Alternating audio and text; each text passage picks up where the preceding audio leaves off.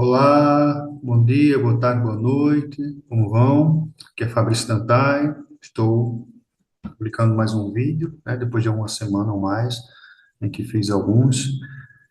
E nessa ocasião, mais uma vez, pedindo a vocês que curtam, se gostarem, né, compartilhem ou se inscrevam no canal, que a gente possa discutir um pouco sobre duas facetas que fazem parte da minha vida, né? Eu que sou da área de espanhol, que é justamente a presença dessa língua, dessa cultura, né, a área em que eu atuo há cerca de 20 anos, e também algo derivado dessa minha experiência, né, que é a minha pesquisa de doutorado, que teve a ver especificamente com a imigração espanhola na cidade de Sorocaba, interior de São Paulo, entre o final do século XIX e começo do século XX. Né? Então, eu vou partilhar com vocês algumas dessas questões a partir de slides, de imagens e de locais, né, que eu pude visitar em função dessa mesma pesquisa no começo do ano de 2019, especificamente da região da Andaluzia, né, comunidade autônoma ao sul da Espanha. Então, a gente começa com essa escultura, vocês podem ver aí, né, de Bruno Catalano, que faz referência justamente ao indivíduo que se vê obrigado, né, a sair de sua região de origem, por que razão for, mas geralmente quando uma razão desfavorável, gerando esse tipo de resultado, né, como essa espécie de esfacelamento da própria imagem, da própria identidade, né, então vocês veem o indivíduo aí em dois ângulos, recortado, esvaziado, né, então o que a gente pode imaginar que é o que o imigrante, saído de uma região específica, por razão que for, geralmente uma razão negativa, como guerra, perseguição político-ideológica, conflitos ambientais, falta de como sobreviver, né? Acaba se sentindo fragilizado, esvaziado, em termos identitários, realmente fragilizado, né? E é um dos temas que eu trato na minha tese de doutorado, que eu terminei no ano passado pela Unicamp, sobre bilinguismo, memória linguística, um estudo contato português e espanhol em Sorocaba, né, interior de São Paulo. Então, a gente vê aqui essa escultura, eu faço também referência a Antônio Machado, né, um escritor espanhol da região sul, especificamente cidade de Sevilha, que viveu até o ano 1939 e que tem como um dos textos mais famosos esse daí, que eu vou ler agora para vocês, que trata justamente de algo que pode ser mais amplo na vida como um todo, né, os caminhos que fizemos, que muitas vezes não tem como retornar, os caminhos que virão, ou especificamente no caso dos imigrantes, né, que tem que fazer toda uma trajetória, que às vezes não tem como voltar atrás, e passar por várias situações negativas até finalmente se encontrar, né? Então vamos lá. Caminante son tus huellas, el camino y nada más. Caminante no hay camino, se hace camino al andar. Al andar se hace camino y al volver la vista atrás se ve la senda que nunca se ha de volver a pisar. Caminante, no hay camino, sino estelas en la mar. Caminhante são tuas marcas, o caminho nada mais. Caminhante não existe caminho, faz-se o caminho ao andar. Ao andar, faz-se o caminho, e ao olhar para trás, se ver a trilha que nunca se voltará a pisar. Caminhante, caminhante, não existe caminho, senão estrelas no mar. Ou seja, não temos outra opção senão caminharmos. E ao caminhar, não temos como voltar atrás exatamente como fomos, né? É um pouco da vida, resumidamente. Aqui a gente tem uma imagem panorâmica da cidade de Sorocaba, onde eu fiz a minha pesquisa de doutorado, como falei, entre 2017 e 2021. É uma cidade pujante ainda hoje, mas que, no contexto que eu vou citar daqui a pouco, teve também muita relevância, né? Tem cerca de 700 mil habitantes, está a cerca de uma hora e meia da cidade de São Paulo, bastante industrializado, comércio pujante. Aí vocês veem a imagem do rio, né? O rio Sorocaba, que corta a cidade. Uma cidade onde eu aprendi muitas coisas, vivenciei muitas coisas relacionadas ou não ao doutorado. Em relação à questão da imigração, né? Então, a gente sabe que houve uma leva enorme, né, de imigrantes espanhóis chegando ao Brasil entre o final do século XIX e mais ou menos os anos 30, os anos 40 do século XX, né? Então, saíram por razões diversas, o que era comum na época, né, do final do século XIX. Questão agrária, né, falta de como sobreviver, a superpopulação, a qualidade de vida melhorou relativamente, fazendo com que mais pessoas durassem mais tempo, né? Aí a questão também dos extensos territórios que existiam no Brasil, que estavam ou desabitados, ou sem pessoas para trabalhar, uma vez que a escravidão tinha sido finalizada, né, infelizmente deixando vários ex-escravizados à margem. E aí precisava se ocupar com novos trabalhadores, que na época, por questões de ideologia mesmo, de busca de enriquecimento, eram geralmente escolhidos dentro da Europa. Então, juntando essas duas questões, né, o que a Espanha passava, desde questões agrárias a questões políticas, até o que o Brasil precisava, né, em termos de novos trabalhadores, gerou uma chegada de imigrantes muito ampla, né, ao longo das décadas, não somente espanhóis, mas portugueses, italianos, sobretudo, e até outros, como japoneses, sírio-libaneses, dentre outros. E, especificamente dentro da Espanha, a maioria saiu dessa região, chamada Andaluzia, né, que fica no sul, que a gente chama Comunidade Autônoma, que é uma espécie de micro-região do país, como no caso do Nordeste em relação ao Brasil, onde há 8 estados, né, ou províncias, como vocês veem aí na imagem, e aí à direita também a bandeira dessa região, e que, basicamente, assim como parte do Nordeste, pelo menos no passado, né, tinha muita escassez de água, né, de um ecossistema favorável à produção agrícola constante, né, então, nesse sentido, muitos acabaram saindo, especificamente dessa região, ou a maioria dessa região, por conta dessas questões, sobretudo de ordem climática, né. Em relação ao Brasil, aí, como eu já antecipei, né, um território muito amplo, com necessidade de substituir o vazio deixado pelo fim da escravidão, né, e eles vinham, os imigrantes, basicamente por Santos, né, que fica no litoral paulista, e de onde eram remetidos a várias regiões do estado, né, do interior de São Paulo, mas também pelo Rio de Janeiro, né, onde tem Porto muito famoso, né, por onde chegou a família real portuguesa, e assim por diante.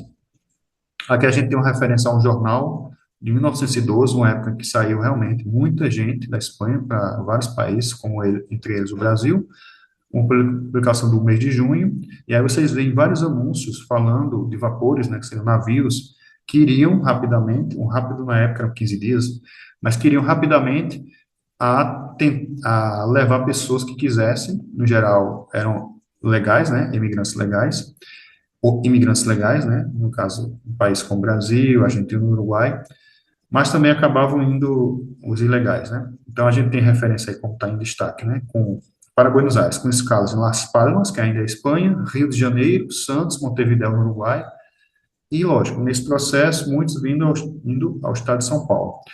E especificamente, por que São Paulo e Sorocaba, né? A questão do Brasil, como eu já falei, que é comum à maioria dos estados na época, mas São Paulo, por conta da indústria têxtil, né, possibilidade de trabalho mais ampla, e especificamente Sorocaba por conta de uma região com terras baratas, onde havia também a linha de ferro sorocabana, que ligava essa cidade à cidade de São Paulo, né? A gente aqui também vê fotografias, né, a respeito todo esse processo, né, das despedidas, dos sofrimentos gerados por toda essa saída obrigada, né. A gente também tem aqui uma referência importante do IBGE, tratando do número de imigrantes que chegaram ao Brasil, né, dos vários países e origens, e colocando os espanhóis entre o ano 1884 e 1959 como a terceira maior incidência de imigrantes no país, só perdendo para os italianos e portugueses, respectivamente. Aqui a gente tem a localização de onde está Sorocaba, né? À esquerda, pequeno Brasil, onde está o estado de São Paulo, e dentro do estado de São Paulo, destaque a cidade de Sorocaba, né? Aqui a gente tem, em função dessa presença espanhola gradual na cidade de Sorocaba, várias referências, desde o passado até o presente, né? De homenagens que foram feitas, como Parque dos Espanhóis ao centro, Teatro Alhambra, o Cine Eldorado, na esquerda e no centro, que foram locais onde se viam filmes, apresentações de teatro, no passado, né? E, em função da presença espanhola, os nomes, né, fazem referência justamente a essa presença, né? Alhambra, que é uma edificação de origem ou de influência árabe, né, que existe ainda hoje em Granada, e Eldorado como referência a um termo em espanhol, né, dando a ideia de um local dourado, imaginado, sonhado, né, as referências culturais que a gente possa imaginar aí. A Casa de Espanha, que é um local, o Casa de Espanha, né, que é um local em Sorocaba muito preocupado com a difusão da cultura espanhola a partir dos descendentes, para obter sua cidadania espanhola, assim por diante. E à direita vocês têm referências a ruas que existem na cidade de Sorocaba, fazendo um vínculo com essa história espanhola, como Cervantes, Madrid, Catalunha, nome de locais, né, de mercados, enfim, do comércio. E à direita embaixo vocês têm uma camisa de um time local, fazendo referência a uma cidade espanhola, né, Barcelona, time de futebol. Aqui vocês veem prints, né, de planejamentos que eu fiz estando na Espanha, e que tem a ver com a pesquisa doutoral minha, mas também com o interesse e um sonho que eu tinha, né, de visitar a Espanha, coisa que somente no ano de 2018 para 2019, eu pude realizar, né. Então, basicamente, eu visitei povoados que, segundo as pessoas que eu entrevistei para fazer minha pesquisa, vieram, de onde vieram, né, seus ascendentes, seus parentes, avós, bisavós, pais, o que seja, que são, basicamente, Málaga, à esquerda, né, Granada, em cima, na imagem de cima, né, e Almeria. Então, visitei cerca de 20 povoados, a partir de carros que eu aluguei, ao longo de 3 semanas, né. E aí eu fiz alguns registros fotográficos que eu vou compartilhar com vocês agora. Aqui a gente tem Alaurín el Grande, né, uma cidade que fica alta, né, uma região alta da província de Málaga. Vocês veem aí a igreja à direita, a edificação para habitação à direita embaixo, ao centro uma praça, à esquerda embaixo vocês têm estanco, que é uma espécie de comércio local que vende um pouco de tudo, e à esquerda em cima a prefeitura, né? Aqui é a cidade de Málaga, que é a capital da província também chamada Málaga, que fica no litoral. Aí vocês têm edificações como universidade, prédios de origem árabe, como a esquerda embaixo, uma igreja em cima à direita, né? Aqui a gente tem outras 3 cidades da província de Granada, né? Almuñécar, Ítrabo e La Rábita, que tem duas características, ou no litoral, né, com regiões com praias mais curtas, muito pedregosas, né? Ou à esquerda vocês têm, que é uma realidade muito comum da comunidade autônoma de Andaluzia, que são cidades que ficam muito grande altitude, em geral com casas brancas, uma consequência da influência árabe, né? Que durante séculos habitou a região sul da Espanha, em parte de Portugal, e, obviamente, deixou traços culturais que incluem questões de ordem linguística, questões de ordem arquitetônica e assim por diante, né? Então, muitas cidades são chamadas pueblos blancos porque, basicamente, só tem a cor branca, né, nas casas, e às vezes tem uma edificação chamada cuevas ou cavernas, né, que hoje estão mais estilizadas, mais adaptadas à contemporaneidade, onde os árabes habitavam. E aí, por ser branca, por estar numa caverna, quando era quente lá fora, ficava uma temperatura mais amena dentro. E quando estava frio, não esfriava tanto também dentro. Aqui mais outras 3 cidades, Albuñol, Murtas e Turón, também na província de Granada. E aí vocês têm à esquerda em cima, vocês têm um pastor de ovelhas, bem interessante, parece que eu voltei ao tempo quando eu parei aí. Aí um pouco da paisagem, mais uma vez com várias edificações brancas. Outras 2 cidades que juntas formam uma, chamada Cortes de Graenda. À esquerda em cima vocês têm as antigas cuevas, né, que ainda hoje existem, onde pessoas moram. À centro embaixo vocês têm uma edificação com influência árabe. À direita embaixo vocês têm um prato, né, papas a los pobres. Aí vocês têm batatas, frango, uma linguiça escura que é feita de sangue, ressecado e ovo, uma comida muito típica da região.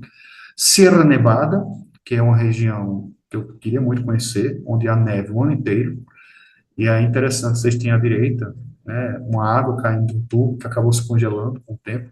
E aí eu tenho uma anedota, que eu tive a oportunidade de ir para a praia, uma dessas praias que eu visitei, e de lá eu conseguia, com cerca de 17 graus centígrados, ver a Sierra Nevada lá no longe, com a neve, obviamente, congelada, e era para mim surreal, né? Você estando 18 graus, vendo numa praia, com calor, vendo ao longe neve.